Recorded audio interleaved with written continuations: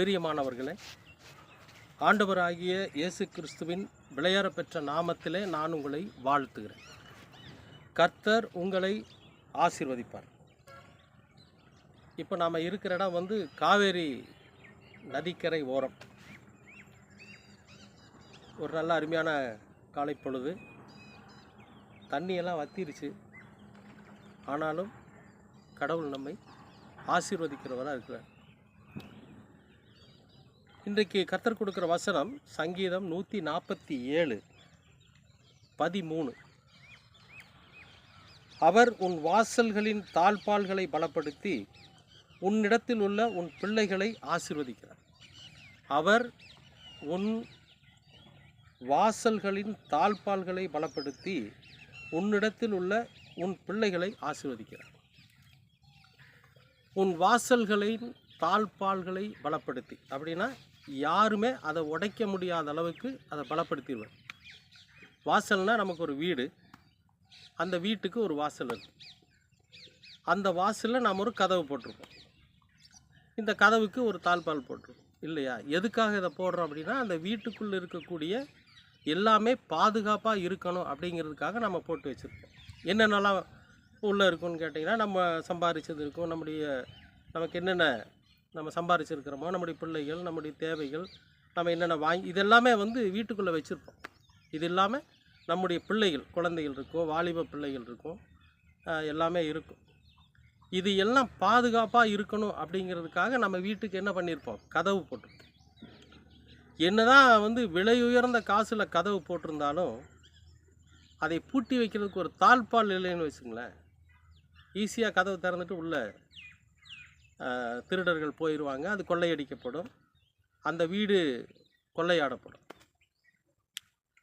ஆனால் ஆண்டவர் சொல்கிறார் பாருங்க, உன் வாசல்களின் தாழ்பாலை பலப்படுத்துவார். அப்போ நமக்கு பாதுகாப்பாக இருப்பேன் அப்படின்னு சொல்லி சொல்கிறார். எப்படி ஒரு வாசலுக்கு தாழ்பால் முக்கியமோ அந்த தாழ்பால் பலமுள்ளதாக இருக்கணும். இன்றைக்கி ஒரு பூட்டு போகிறோன்னு வச்சுக்கங்களேன், அதில் இன்றைக்கெல்லாம் என்ன பண்ணுறாங்கன்னு கேட்டிங்கன்னா, விலை உயர்ந்த பூட்டு, யாருனாலையும் திறக்க முடியாத பூட்டை தான் நம்ம வாங்கி வீட்டுக்கு போட்டுறோம். ஏன்னா வீடு பாதுகாப்பாக இருக்கணுங்கிறதுக்காக. கடவுள் சொல்கிறாரு, அது மாதிரி பலத்த பாதுகாப்பை நான் உனக்கு கொடுப்பேன் அப்படிங்கிறார். உன்னோட வீட்டுக்கு கொடுப்பேன், உன்னோட வாழ்க்கைக்கு கொடுப்பேன் அப்படிங்கிறார். அப்போ நம்ம பாதுகாக்கப்பட்டு, நம்முடைய வீடு, நம்முடைய நிலம், நம்முடைய வாழ்க்கை, நம்முடைய வாழ்வாதாரம் பாதுகாக்கப்பட்டு நம்முடைய பிள்ளைகளை ஆசீர்வதிப்பார். ஆசீர்வதிக்கணும் என்ன? வியாதி இல்லாமல், பசி இல்லாமல், பட்டினி இல்லாமல், நோய் நொடி இல்லாமல், எதுவுமே இல்லாமல் அந்த பிள்ளைகளை கர்த்தர் ஆசீர்வதிப்பார். இதுக்கு காரணம் என்னென்னா, நம்முடைய ஆண்டவர் நமக்கு நன்மை செய்யத்தக்கதாக நாம் அவருக்கு இடம் கொடுக்கணும். அனுதினமும் அவருடைய வார்த்தைகளை குறித்து நாம் யோசிக்கணும், படிக்கணும், மற்றவர்களுக்கு நன்மை செய்கிறவர்களாக இருக்கணும், மனிதநேயம் உள்ளவர்களாக இருக்கணும். நம்மால் யாருக்கு எந்த தீங்கும் வந்துடக்கூடாது. அப்படிங்கிறப்ப நிச்சயமாகவே கடவுள் நம்முடைய வாழ்க்கையை, வாழ்வாதாரத்தை பலப்படுத்தும், நம்முடைய வீட்டை பாதுகாப்பார், நம்முடைய குடும்பத்தை பாதுகாப்பார்.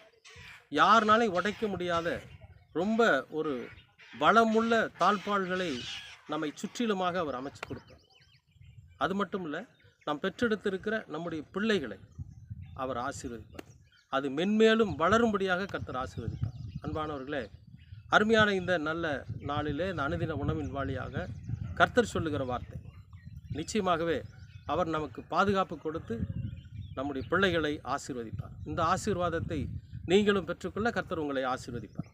அன்பின் பரலோக பிதாவே, அருமையான நல்ல இந்த அனுதின உணவிற்காக நன்றி. இந்த நாளை ஆசீர்வதித்து கொடுத்ததற்காகவும் நன்றி. தொடர்ந்து உமது கிருபையும் அன்பும் எங்களை வழிநடத்தட்டும். உம்முடைய பாதுகாப்பு ஆண்டவரே, பலமுள்ள தாழ்பால்களைப் போல நீர் எங்களை பாதுகாத்து எங்களுடைய பிள்ளைகளை நீர் ஆசீர்வதிக்க வேண்டுமாய் ஜெபிக்கிறோம். தொடர்ந்து உமது வார்த்தையின்படி நடக்கட்டும். நாங்கள் உமக்கு கீழ்ப்படிந்து நடக்க நீர் கிருபை பாராட்டும். எல்லாவற்றையும் அருமை இரட்சகர் இயேசு கிறிஸ்து வழியாய் கேட்கிறோம் நல்ல பிதாவே. ஆமென், ஆமென், ஆமென்.